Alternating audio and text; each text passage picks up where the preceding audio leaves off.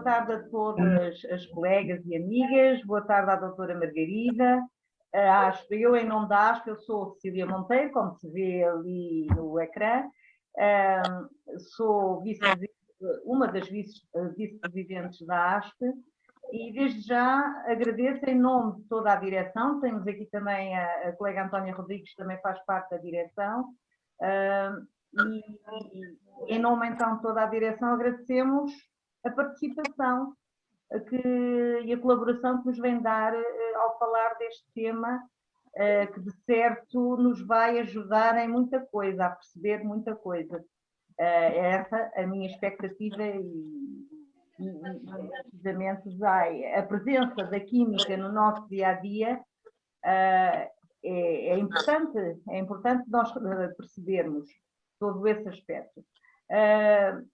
Temos aqui um dos elementos também mais novos, que é a nossa colega Ana Costa, e que é amiga e colega da doutora Margarida também, e pedimos-lhe para fazer a sua apresentação. E é essa apresentação que vai ser feita agora.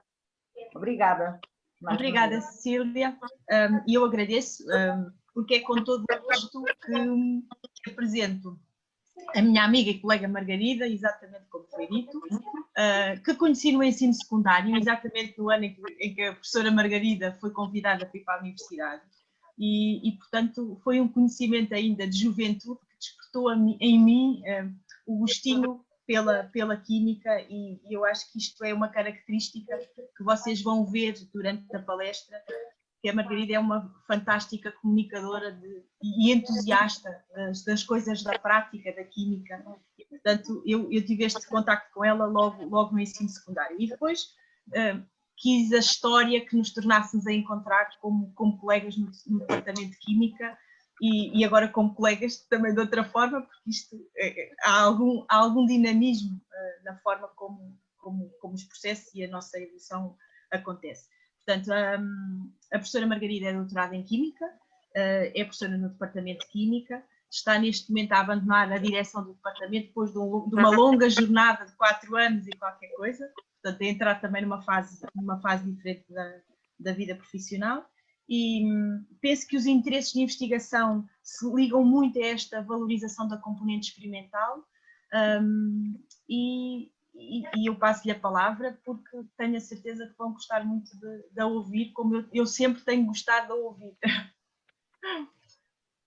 Ora, muito obrigada às duas pelas palavras simpáticas. Espero não defraudar as vossas expectativas. De facto, como a Ana acabou de dizer, os meus interesses andam muito pela área da divulgação e da educação em química. Acredito mesmo que é importante que todos, independentemente da sua escolaridade, da sua formação, tenham conhecimentos de química que lhes permitam no seu dia-a-dia perceber, às vezes, coisas simples, mas que têm a sua razão de ser, que é explicada pela química e que é tão importante que que possamos perceber o fundamento e a razão de ser das coisas. E então decidi escolher este tema, portanto, a química no nosso dia-a-dia.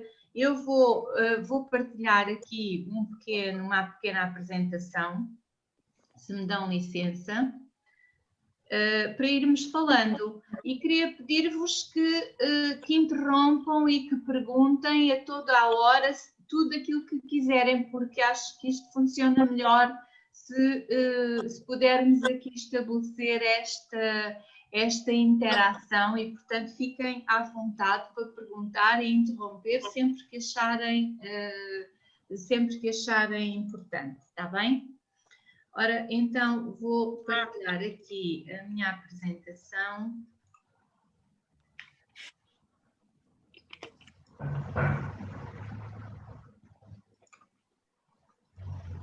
Já estão a ver? Já. Já estão a ver? Muito bem. Então, vamos lá desvendar alguma química que está presente aqui no nosso dia-a-dia.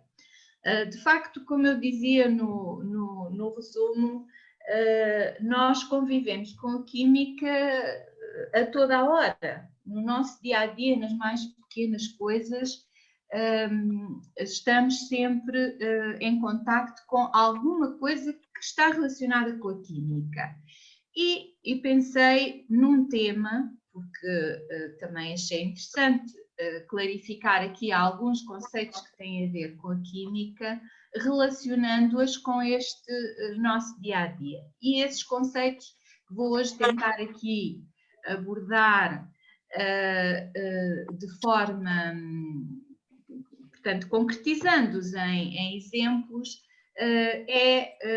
são os conceitos de ácidos, de bases, de pH, indicadores, todas essas coisas que vou hoje aqui tentar falar um bocadinho. E quando eu dizia que a química está presente no nosso dia-a-dia, em toda a nossa vida, o que eu quero dizer é uma coisa muito simples. Quem é que não teve já um desgosto quando comprou uma hortênsia muito bonita, azul, e depois, no ano seguinte, quando transplantou para um vaso maior, as flores nasceram cor-de-rosa? Eu penso, a mim já me aconteceu, eu gosto muito de flores, e já me aconteceu isso. E a pergunta é porquê? O que é que isto tem que, porquê é que isto acontece? Porquê é que uma flor que tinha uma coloração azul, depois de eu mudar o solo, ela no ano seguinte nasce cor-de-rosa?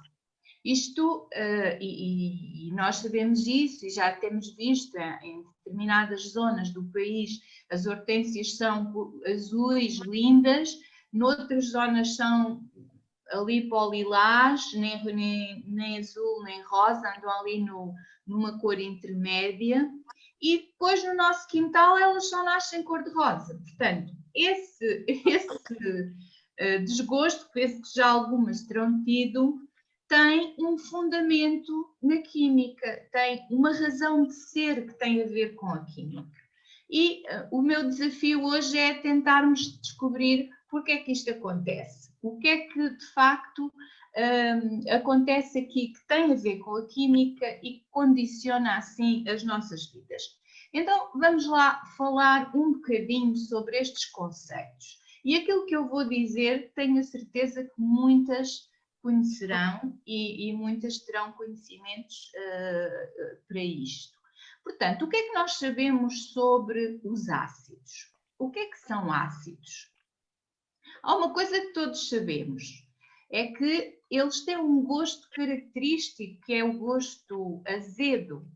E porquê é que nós sabemos isto? Sabemos porque na nossa alimentação nós usamos alguns alimentos que sabemos que são ácidos. Por exemplo, nós dizemos que não gostamos de limão porque ele é muito ácido. Ou dizemos que o vinagre tem aquele sabor característico e que é ácido. Portanto, este conhecimento que nós temos leva-nos a usar uma palavra que, no fundo, tem um significado muito próprio na química. A química define de forma muito concreta aquilo que é um ácido. Nós, quando estamos a referir-nos a um destes alimentos, podemos não estar exatamente a referir-nos ao conceito químico, mas acabamos por usar essa palavra. E se eu falar, por exemplo, nos alimentos, nos dois que aqui tenho, haverá outros, mas, por exemplo, o vinagre é ácido, porquê? Eu não sei se já repararam, quando vão ao supermercado, basta olhar para o rótulo e perceber que lá tem logo indicação de que tem 6% de acidez. E essa acidez é-lhe dada pela presença de um ácido, que é o ácido acético, e que de facto lhe confere o gosto característico. Eu peço desculpa aqui sem imagem. Ok, já voltou. É o ácido acético, precisamente, que lhe dá esse gosto característico e até parte do cheiro. Obviamente, tem outros componentes, mas a sua acidez é-lhe conferida por esse ácido. Depois, o limão. O limão, e não só, todos os frutos da família dos citrinos, estou a falar do limão, da laranja, da toranja, da lima, portanto, todos os frutos que nós costumamos incluir nessa família dos citrinos, chamam-se assim exatamente porque têm na sua composição, uns mais, outros menos, mas todos têm na sua composição ácido cítrico, e daí a designação dessa família. Depois, os ácidos todos têm algumas propriedades em comum, e esta também penso que todos conhecem. Eles são capazes de reagir com carbonatos e bicarbonatos, produzindo dióxido de carbono. E eu penso que já todos também tivemos algum dissabor quando nos esquecemos de um limão cortado em cima da bancada da cozinha, que era de mármore, e depois ficou lá com uma manchinha que nunca mais saiu, ou quando deixámos cair um bocadinho de vinagre e a bancada ficou manchada. Por que é que isto acontece? Isto acontece, de facto, porque os ácidos, e o vinagre tem ácido, o limão tem ácido, vai reagir com o componente químico do mármore, que é o carbonato de cálcio. Portanto, o mármore é, no fundo, carbonato de cálcio, vai reagir com o ácido que está contido no limão ou no vinagre, e como há ali uma reação química, fica lá a mancha, e depois não há nada a fazer senão mandar de novo a pedra ser polida, porque na verdade houve ali algum carbonato de cálcio que se consumiu quando reagiu com o ácido. Portanto, estas são coisas do nosso dia a dia que nós sabemos. Outra, por exemplo, este ácido que eu tenho na imagem, este aqui, à venda naquelas lojas que vendem produtos para a limpeza, assim mais específicos, por exemplo, para as obras, para as limpezas mais difíceis. E eu não sei se já viram alguma vez este produto à venda, ácido muriático. Não é mais do que a designação antiga, corrente do ácido clorídrico. É também um ácido, e é um ácido forte, e é usado para quê? É usado precisamente para limpar vestígios da cal, das obras, do cimento que fica por ali espalhado, portanto, aquelas limpezas mais complicadas, até dos depósitos de calcário que às vezes se formam nas louças sanitárias, portanto, às vezes é difícil tirar aqueles depósitos de calcário, e o calcário, como é um carbonato de cálcio também, vai reagir com o ácido clorídrico e acabamos por usá-lo aqui com esse fim. Portanto, esta capacidade de reagir com os carbonatos e com os bicarbonatos é também uma capacidade, uma propriedade geral, digamos assim, dos ácidos. Então, e bases? Será que nós também no nosso dia a dia usamos bases? Pois usamos bases, e elas estão presentes em muitos produtos que nós usamos diariamente. Por exemplo, já que eu estava a falar das limpezas, temos aqui alguns produtos, por exemplo, a lexívia é, na sua constituição, essencialmente uma base, que é o hipoclorito de sódio. Falamos, por exemplo, aqui da soda cáustica. A soda cáustica é o nome vulgar também de uma base que é o hidróxido de sódio, e que também pode ser utilizado para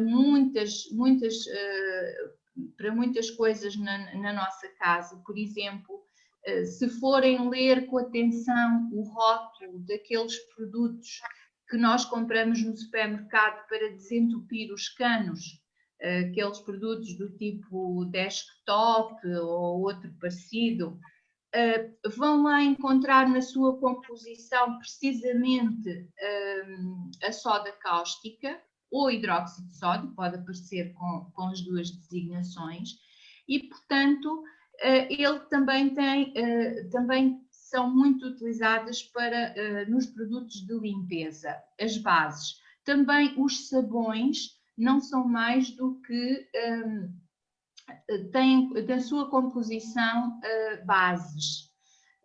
Muitos dos detergentes, dos sabões, eles contêm bases na sua composição. E depois até nos medicamentos que nós tomamos.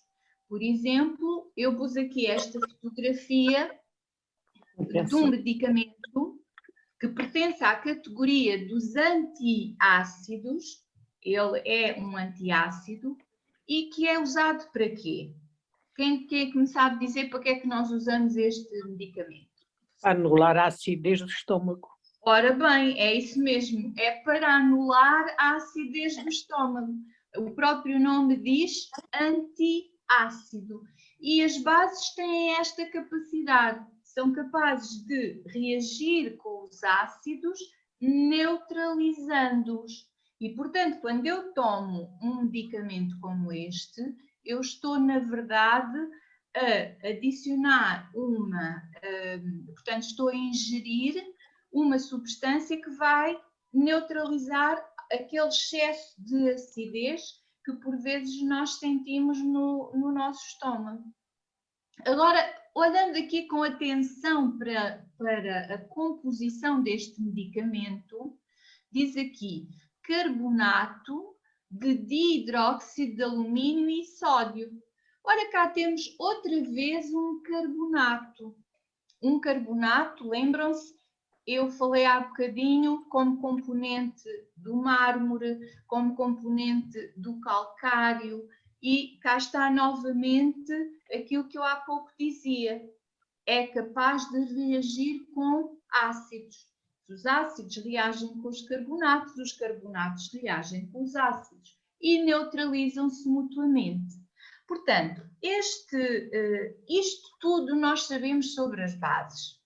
E ao contrário dos ácidos, que têm um sabor azedo, estes têm um sabor diferente, é um sabor amargo. E penso que já todos chuparam uns comprimidinhos destes, às vezes, apesar de lá terem adicionado alguns componentes para lhes dar um sabor mais adocicado, nós acabamos por sentir ali algum amargo quando os tomamos. Ora, isto, penso que toda a gente sabe isto. São coisas que nós sabemos do nosso dia-a-dia sobre o que é que são ácidos, o que é que são bases. Agora, também ouvimos falar no nosso dia-a-dia, na televisão, quantas vezes ouvimos falar dos efeitos devastadores que as chuvas ácidas têm nas florestas, sobre a vegetação. Portanto, cá aparece outra vez a palavra ácido. Chuvas ácidas, o que é isso? Então, mas as chuvas agora são ácidas? Podem ser, se a água das chuvas tiver dissolvidos uma quantidade grande de gases poluentes, podem tornar-se bastante ácidas. E quando o seu grau de acidez é elevado, o que acontece é que a queda dessa água das chuvas vai destruir toda a folhagem aqui nesta floresta. Por exemplo, isto é uma imagem de uma floresta onde caiu uma dessas chuvas ácidas e o que temos aqui são apenas os troncos. Todas as folhas foram destruídas pela queda dessa chuva. portanto, com uma característica demasiado ácida. Também, e porque muitas das estátuas, muitos dos monumentos são feitos de mármore, também pode acontecer que essas chuvas ácidas vão destruir algum do aspecto desses monumentos. Por exemplo, aqui temos a imagem, uma imagem e a mesma imagem passados muitos anos, mas por estar numa zona onde ocorrem frequentemente esse tipo de chuvas ácidas, ela acaba por estar muito deteriorada. E está deteriorada exatamente porque há aqui uma reação química. Há aqui uma reação química entre o quê? Entre o ácido que está presente na água da chuva e o próprio mármore, não é? Que, como já disse, é um carbonato de cálcio. Também, olhem, até nas nossas análises que vamos fazer regularmente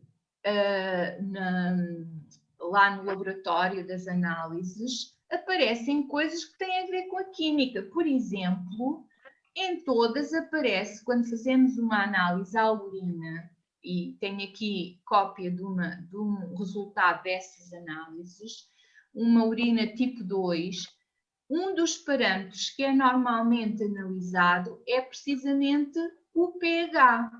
O pH da urina. Porquê? Porque o pH da urina está de alguma forma relacionado com os compostos que lá podem estar e que podem de alguma forma revelar alguma anomalia na nossa saúde, não é? E, portanto, o conceito de ácido, de base, de pH está muito presente. E presente, olhem, também nas águas que nós consumimos.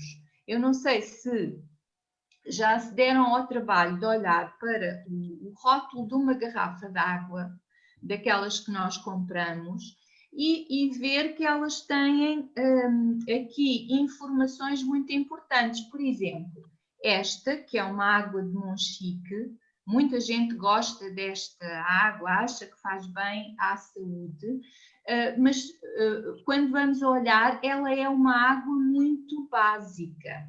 Ela tem um pH de 9,5. O que é que isto significa? 9,5.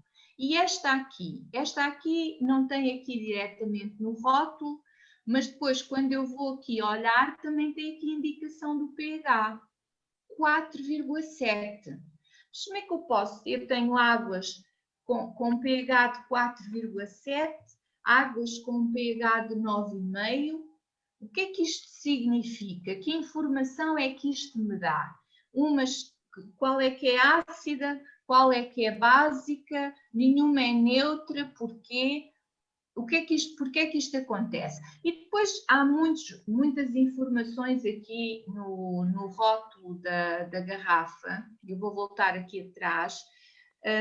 Esta água de Monchique, por exemplo, que apresenta aqui este pH de 9,5, apresenta aqui também na sua composição várias coisas, vários componentes químicos, hidrogenocarbonato, cloretos, fluoretos, cálcio, sódio, depois cá tem a indicação do pH, sílica, portanto há aqui uma quantidade de componentes que estão dissolvidos na água que lhe conferem determinadas características, incluindo o seu pH, incluindo as suas características ácidas ou básicas, ou alcalinas, que é a mesma coisa.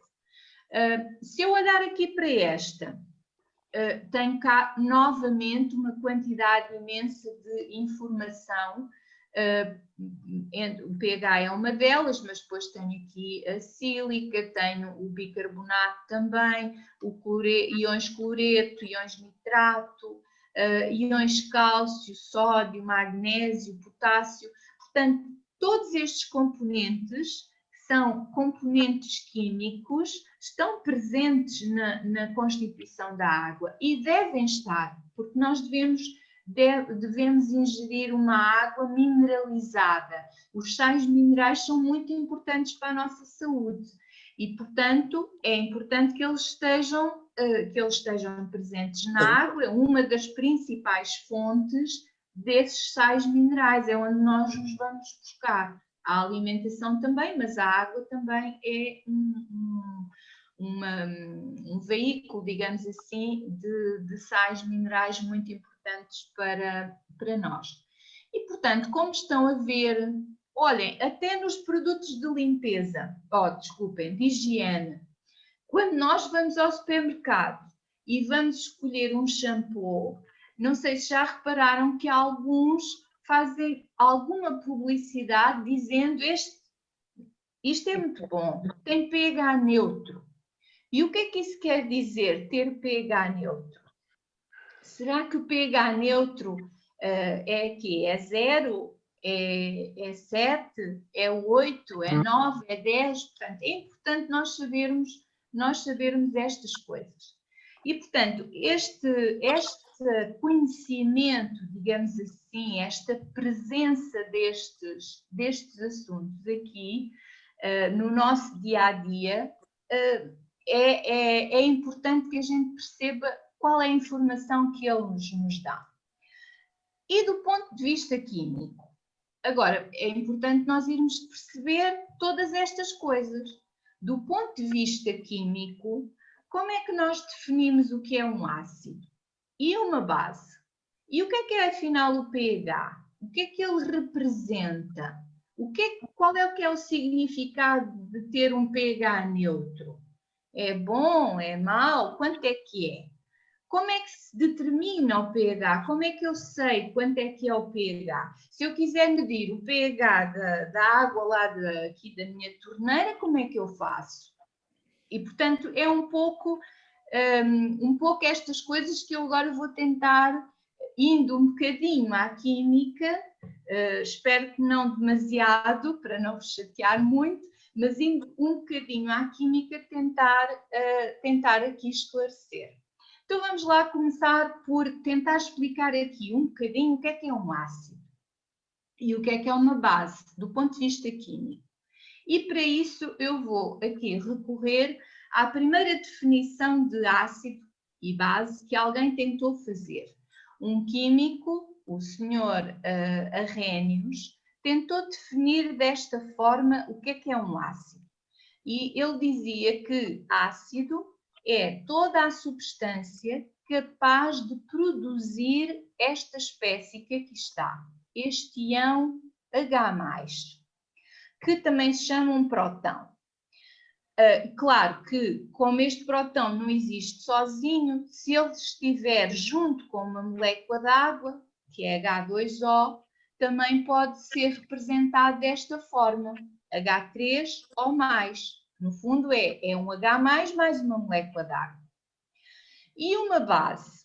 Uma base é toda a substância que em água é capaz de produzir esta outra espécie, que é a espécie OH-, que se chama íon hidróxido. E ele definiu desta forma muito simples o que é um ácido, o que é uma base. Então, para ele, por exemplo, o ácido clorídrico, que é o HCl que está aqui, quando reage com a água dá H3O+, e Cl-. Bom, então o HCl é um ácido. E o NH3, quando reage com a água, forma NH4+, e OH-.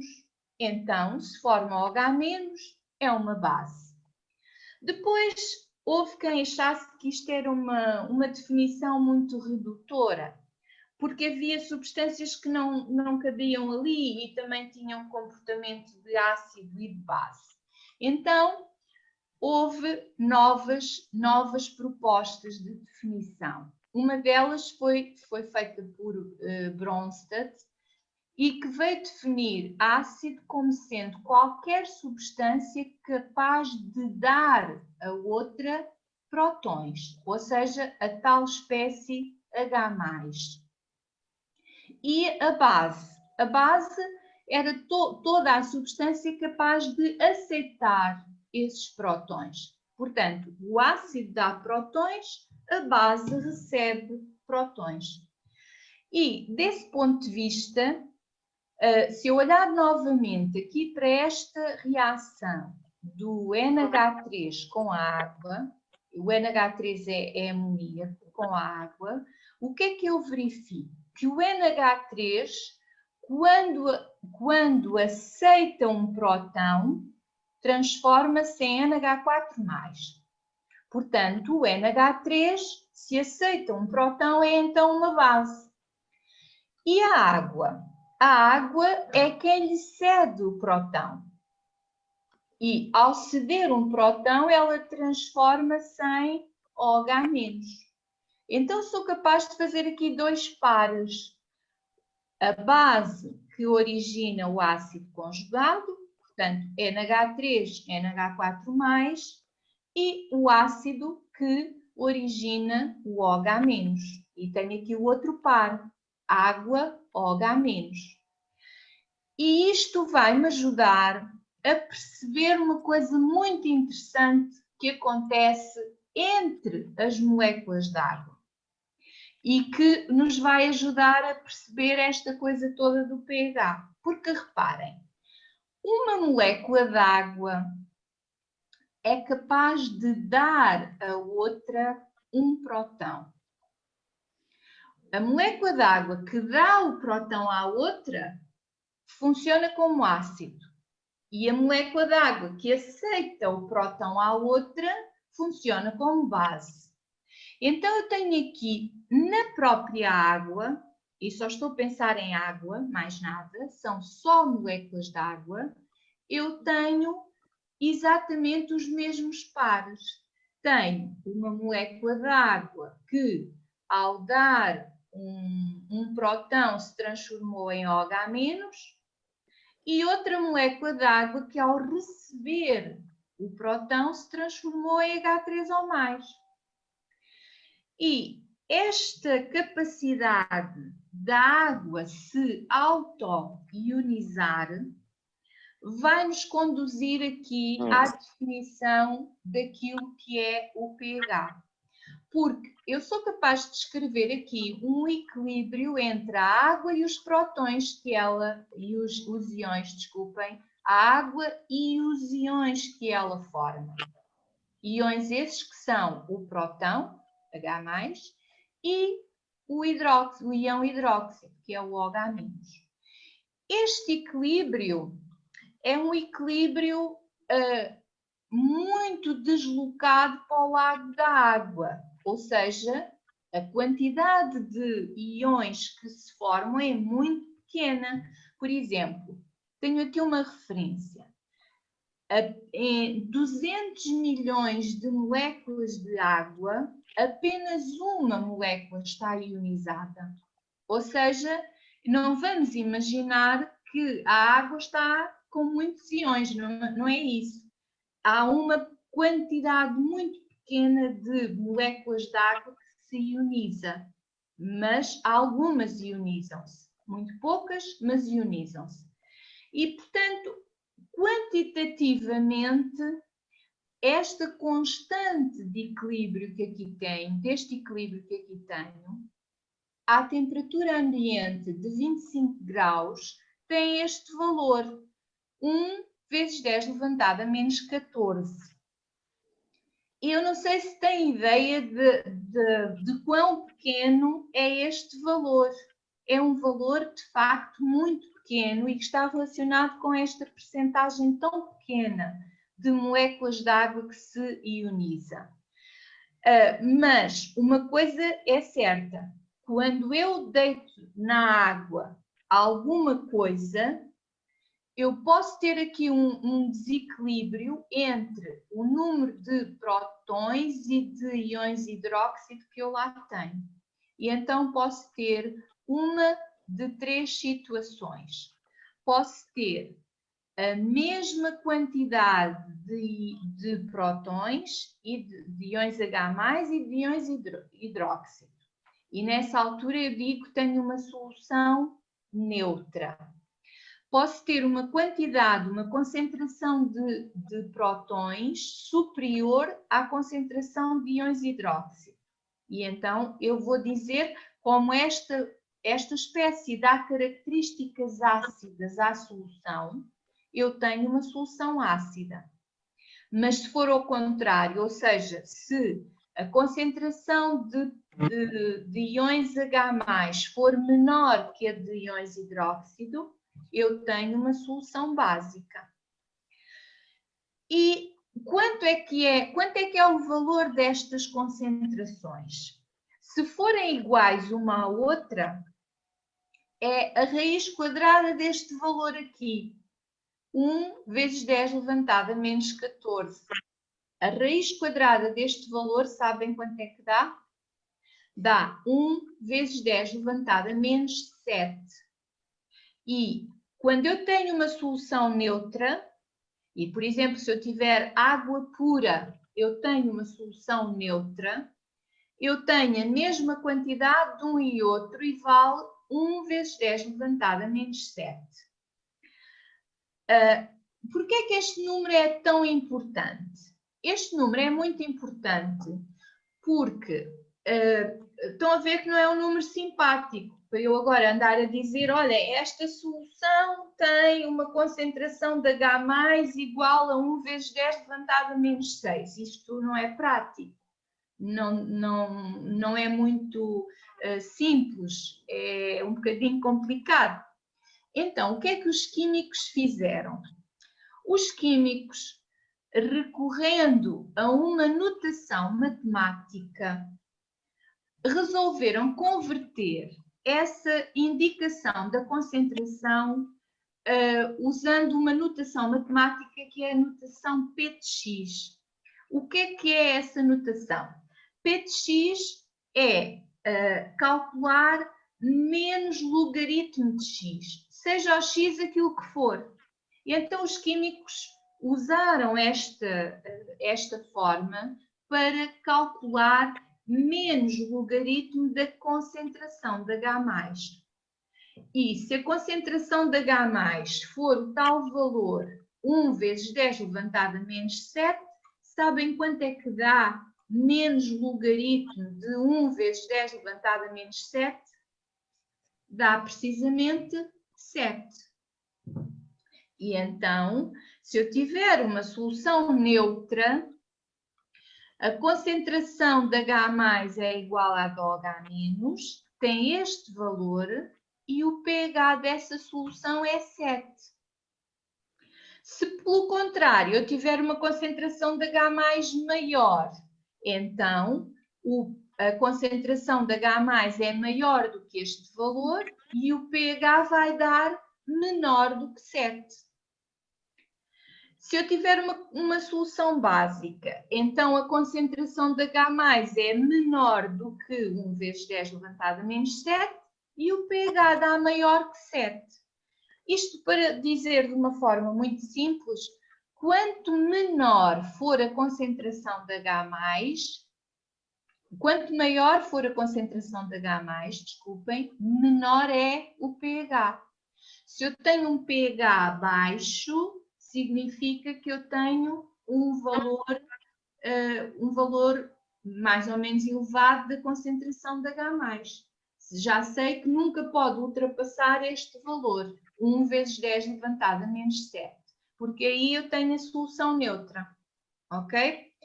Então, isto permite-me chegar a uma escala que é conhecida como escala de pH e que nos vai, olhando apenas para o valor do pH, ajudar a perceber se a urina está ácida ou está básica, se a água é ácida ou é básica, enfim, ajuda-nos, dá-nos a informação sobre as características ácidas, básicas ou neutras de qualquer solução. E esta escala de pH varia entre 0 e 14. Está-se mesmo a ver que o pH neutro é aqui o valor 7, não é? portanto, um pH neutro é 7. Portanto, aquele shampoo que eu há bocadinho mostrava, dizia lá pH neutro, isso quer dizer que aquilo tem um pH 7. Porquê que é importante este pH neutro? Porque ele é também o pH de muitos fluidos orgânicos. Por exemplo, a saliva tem um pH muito próximo do 7, o sangue tem um pH ali muito próximo do 7, a nossa urina tem ali também um pH um bocadinho próximo do 7, portanto não é nem muito ácida nem muito básica, portanto há aqui uma série de fluidos orgânicos que têm um pH ali próximo da zona neutra. Depois temos outras soluções que já falámos aqui hoje que têm pHs ácidos. E pH ácido significa todos os valores menores que 7. Portanto, todos os valores abaixo de 7. Assim, o sumo de limão, por exemplo, pode ter um pH entre 2 e 3. Portanto, é um pH bastante ácido. Os sucos gástricos do nosso estômago também têm um pH aqui entre 1 e 2. Cá está a tal, às vezes, necessidade de corrigir ali um bocadinho a acidez quando ela é demasiada e nos causa problemas. Depois, também temos aqui, por exemplo, o sumo de tomate, mas pode ser sumo de outro fruto qualquer, normalmente tem pHs aqui na zona ácida.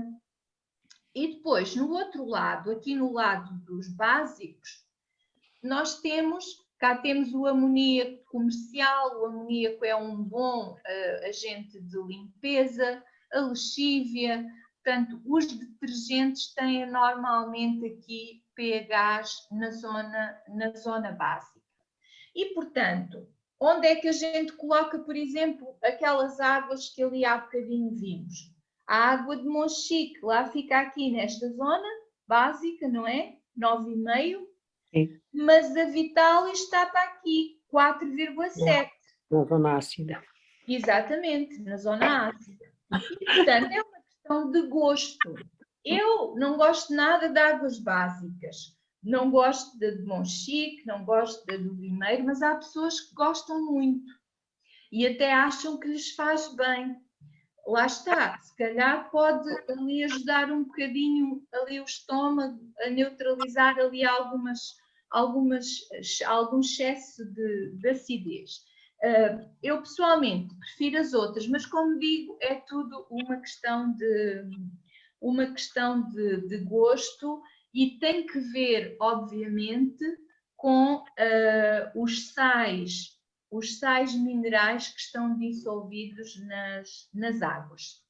Ora, e agora como é que eu sei, se eu quiser na minha casa avaliar qual é que é o pH da água que eu tenho na torneira, como é que eu posso fazer? Quem diz da água diz de outra solução qualquer. Então, peço desculpa, não era nada disto que eu queria fazer.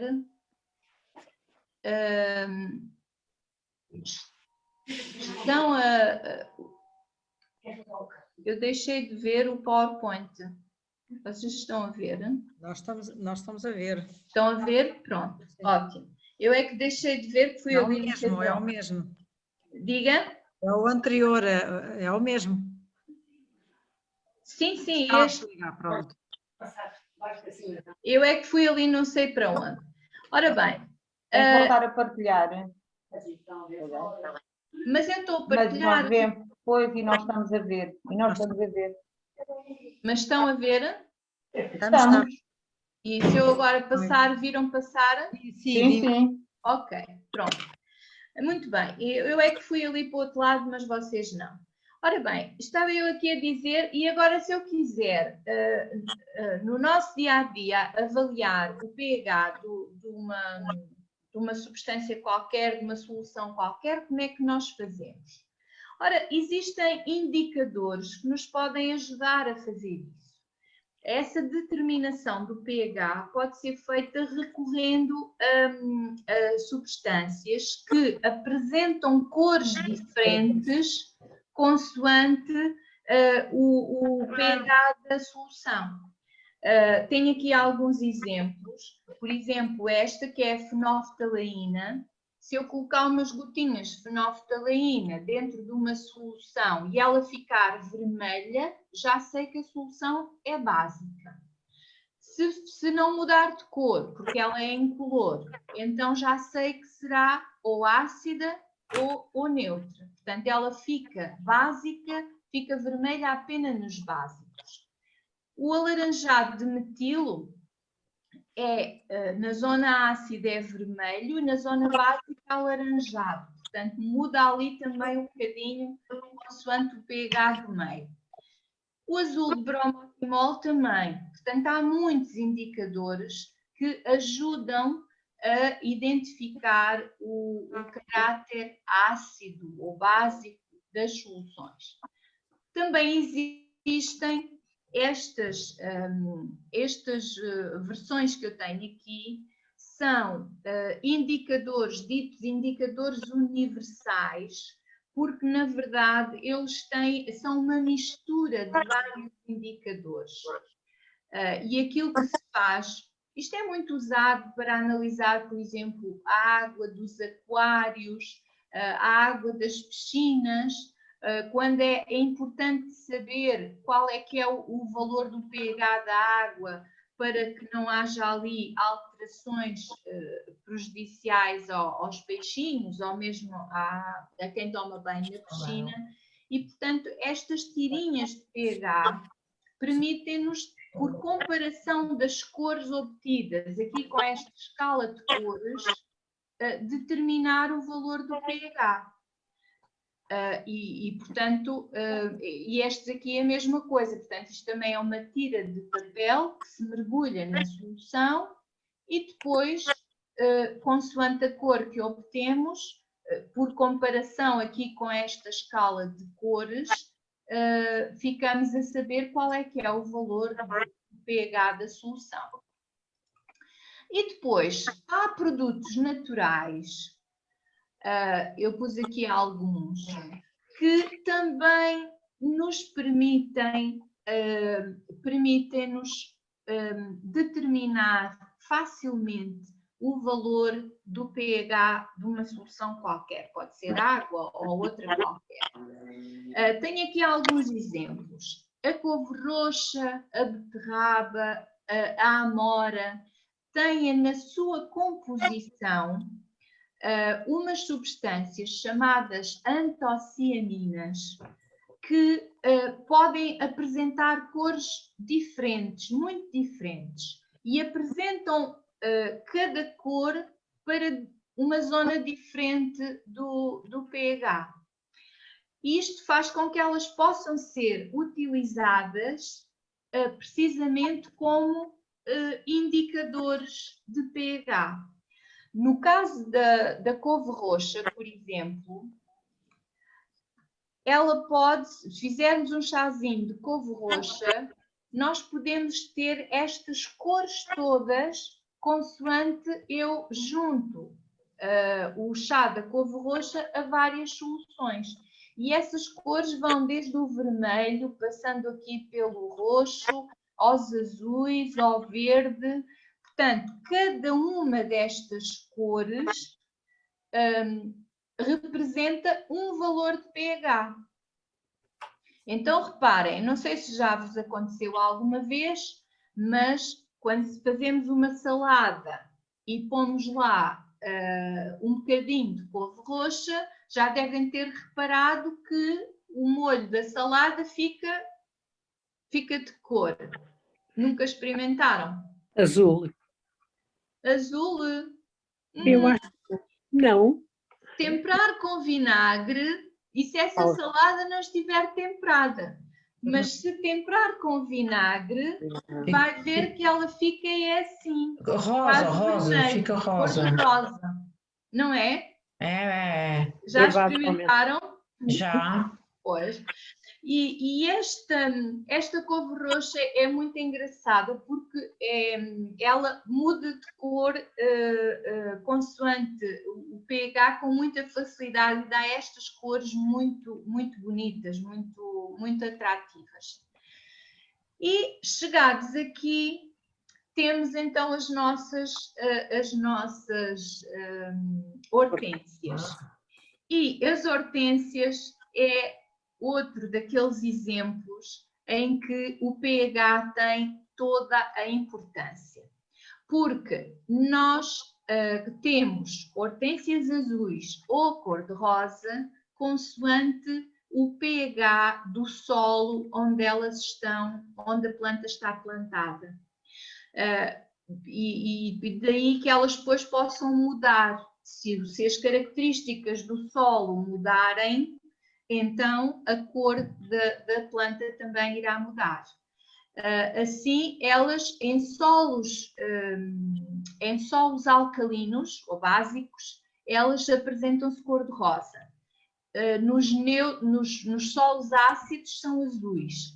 E se estiverem num solo que não é nem ácido nem básico, portanto, que apresenta características neutras, ela apresentam aquela cor entre o azul e o rosa, que é o lilás.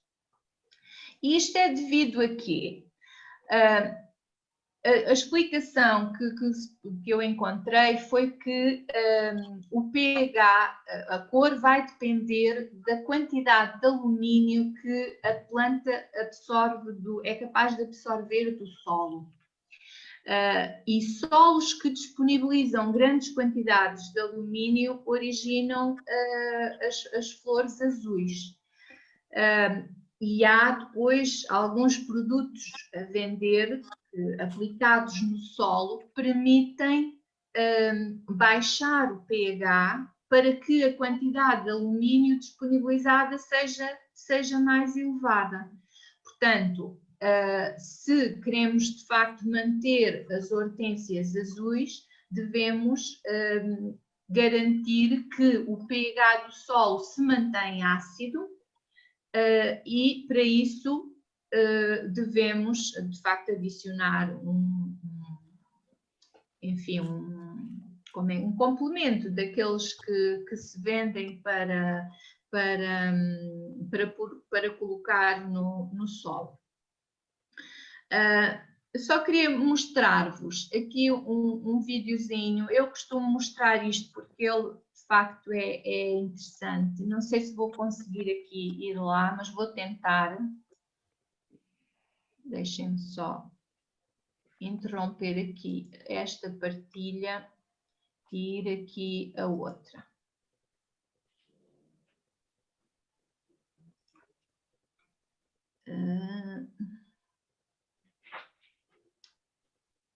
Não consigo aqui. Deixem-me só ver se eu consigo. Não consigo. Ver se eu consigo ir aqui diretamente ao vídeo. Acho que não está a funcionar. Era só um vídeo para vos mostrar ali a cor a mudar. Eu não sei se é isso que está a conseguir ou não, mas na tela, quando abre, quando vai, partilha e depois aparece-lhe a tela e tem aí uma caixinha onde tem que marcar que é para partilhar por todos. Sim, é isso que eu estou a fazer, só que não estava a conseguir ir lá. Vou tentar outra vez.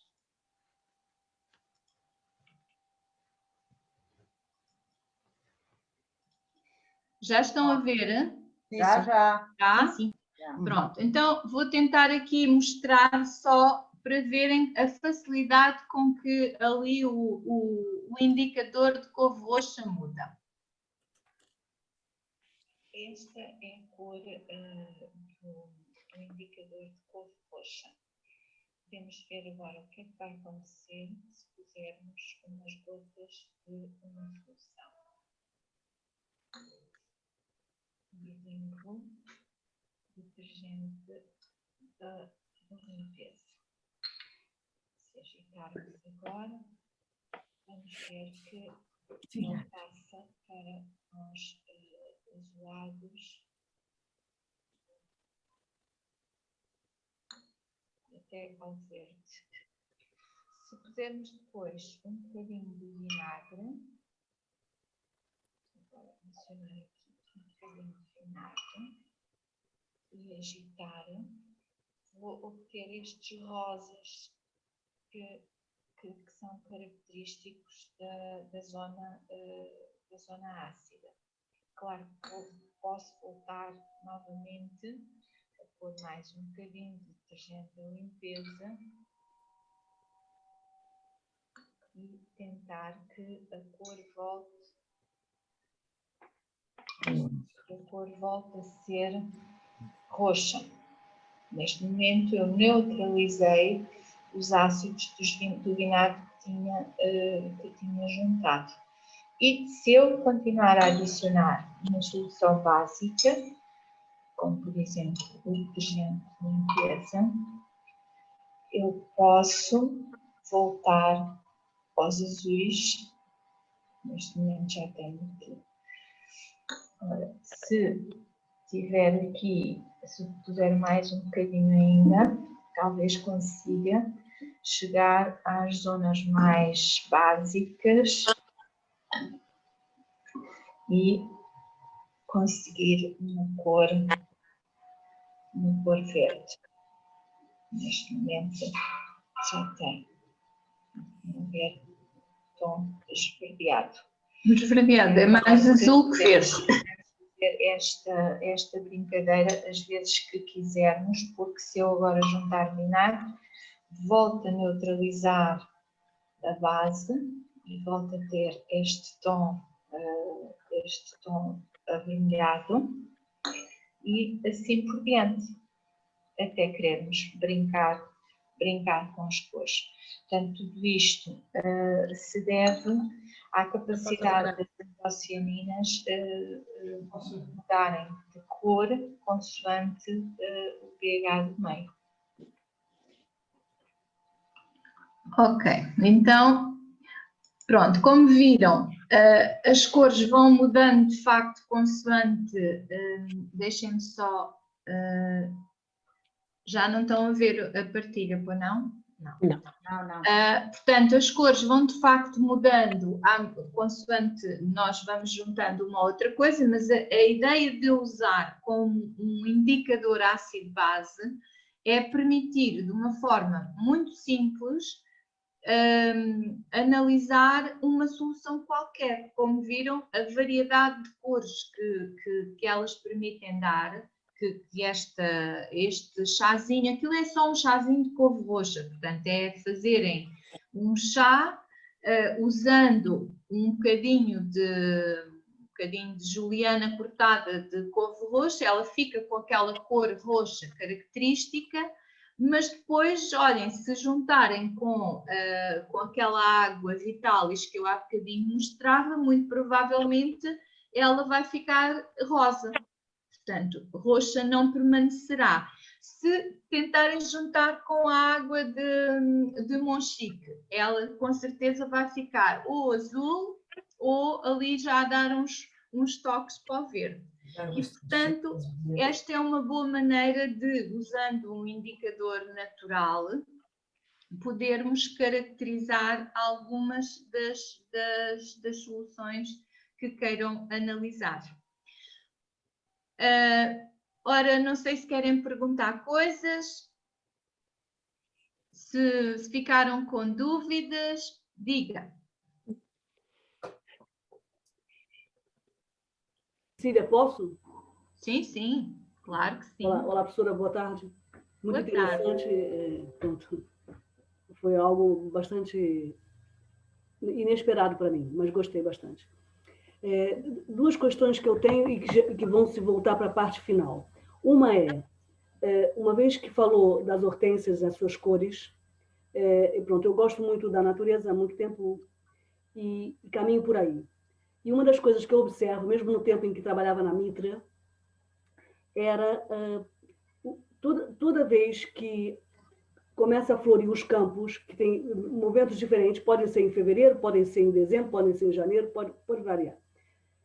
Não necessariamente aquele manto é da mesma cor, podem ser amarelos, podem ser brancos, lilazes, há uma mescla que acho interessante e bonita, mas que uma vez, se não me falha a memória, o professor Rui Machado disse que tinha a ver com o pH do solo, ou também que aquilo era uma praga e que era...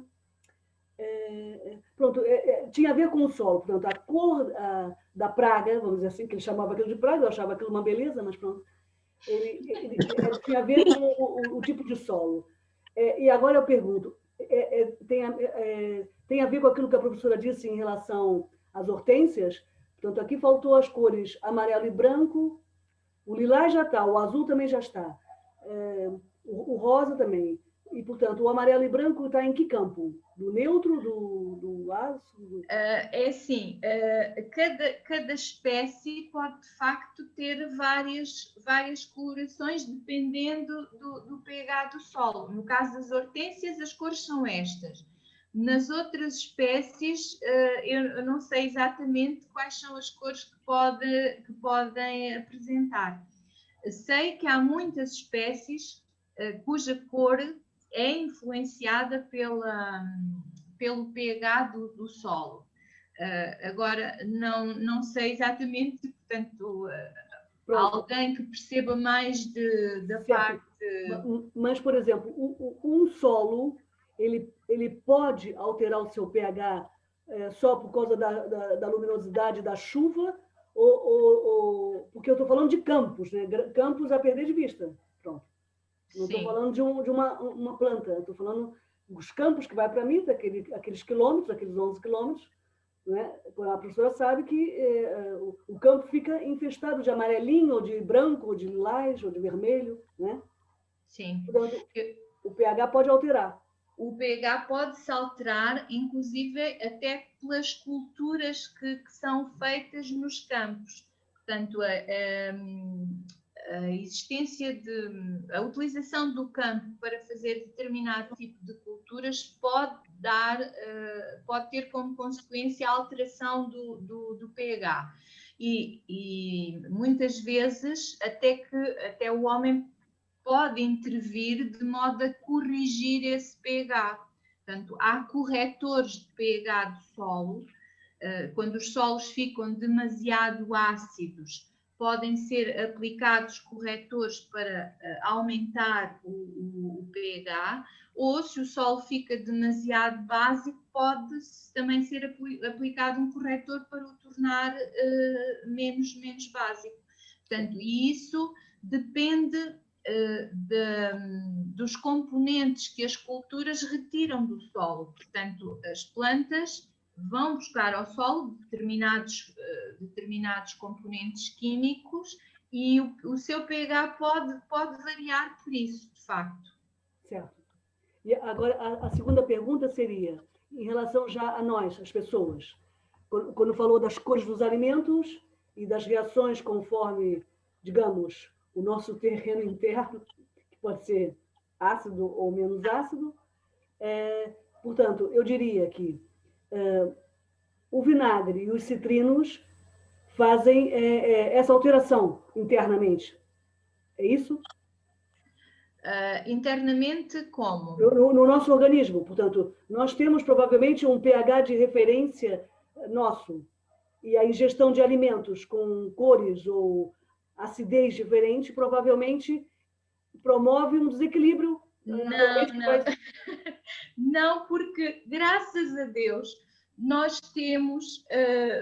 o corpo humano é uma coisa maravilhosa e nós temos mecanismos internos que impedem essas alterações de pH. Por exemplo, o pH do sangue é mantido constante à custa da existência de determinados Zimans. os chamados tampões, que impedem variações bruscas de pH. Se assim não fosse, isto corria muito mal. Mas não é o facto de ingerirmos, não digo que localmente no estômago, isso pode acontecer, obviamente, mas depois, em termos da composição do nosso organismo, não, isso não. Muito bem, obrigada. Nada. Ora, mais alguma curiosidade?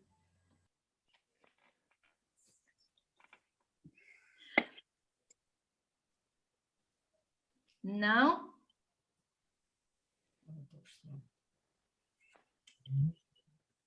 Pronto, olha, então, se não havendo, diga. E a dizer que não havendo questões, só nos resta agradecer a presença. Pronto, eu espero não vos ter maçado com demasiada química. Procurei não fazer, porque a química às vezes consegue ser um bocadinho pesada, não é? Mas procurei que isso não acontecesse, não sei se consegui, mas espero ter transmitido alguma coisa, por pouco que seja, é sempre alguma coisa, não é? Sempre, tudo acrescenta ao nosso, acrescenta sempre. Muito obrigada, então. Mais uma vez, obrigada às colegas que estiveram connosco. Não tinha cumprimentado a Eduarda, que já não a vejo há tanto tempo. É verdade, Mais uma é verdade. colega Tudo Ponta bem, Delgada. Cília? Tudo bem. E então despedimos-nos.